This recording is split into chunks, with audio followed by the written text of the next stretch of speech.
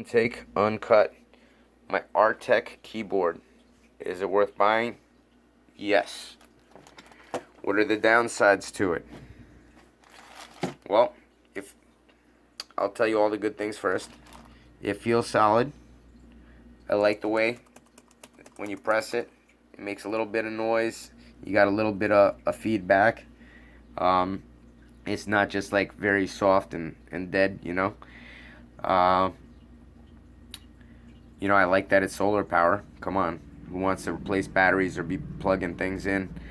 Um, the reception's good. I could use it like 5 feet away, easy. Seems like. The one thing that I didn't like now is that they gave it to me. It had a little bit of dust on the backside of the panel, so it makes it hard. Like when you clean it, you keep cleaning one spot thinking that something's gonna come off, and then it doesn't. Like for instance, that right there, that's not gonna come off. That's underneath.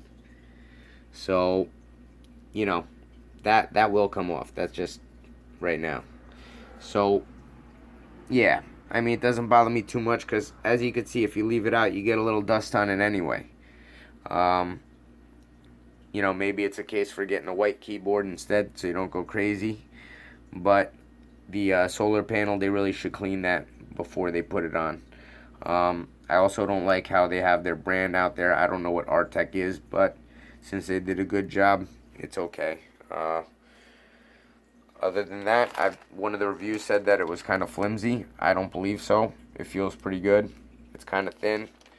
And there's a little switch up top here. Turn it on and off. But yeah, it's just a basic keyboard. It serves all the functions. When I hit the calculator button, calculator pops up. I didn't have to program anything. It's just a good keyboard. So I definitely recommend it. But if you're gonna get OCD about the little dust underneath, I don't know if they're all gonna be that way.